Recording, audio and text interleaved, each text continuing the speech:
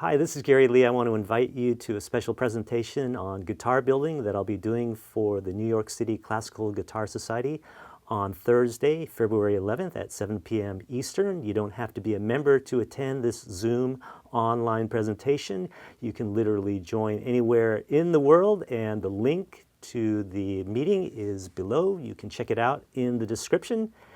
And what I'll do is show you some video shot in this workshop where I'll show you some of the techniques and talk about the decision-making process that I use to build soundboards, and that'll give you a pretty good idea of how your soundboard was built on your guitar. So let's have a look at some of the clips from that video. And what you see behind me is what a guitar looks like, at least before it gets left as cuttings on the floor and sawdust. This has all the dimensions and all the methodology that I use to put together a guitar.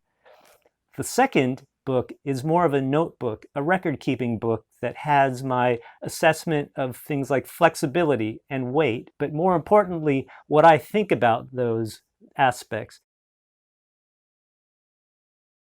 What producers do is they take a section of log like this that would be long enough to accommodate a guitar, and they stick it on a bandsaw and slice vertically. And what they do is they slice successive pieces of wood off the log.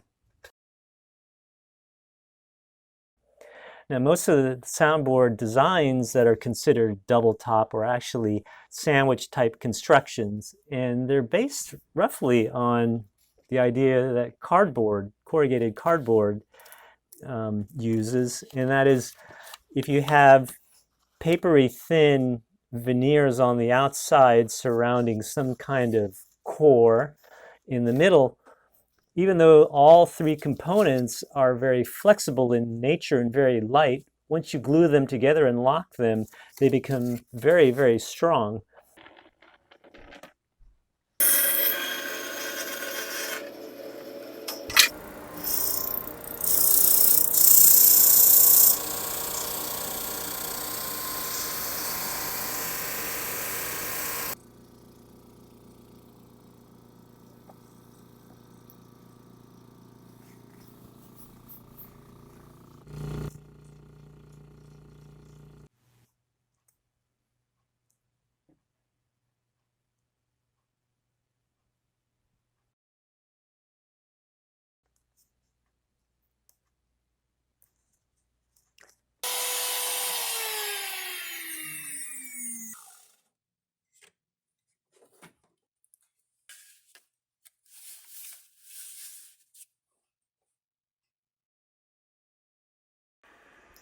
So I'm just going to apply the glue, put it down, and put the bars on.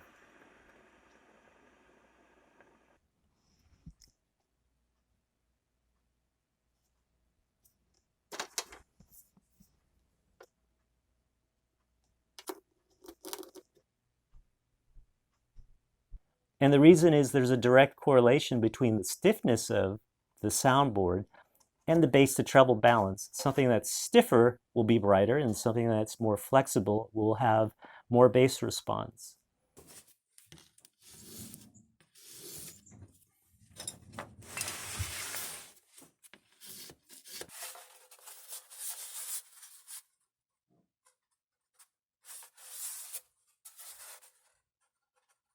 And record that impulse and have the computer analyze the spectrum for me to tell me what pitches it's hearing in this recording.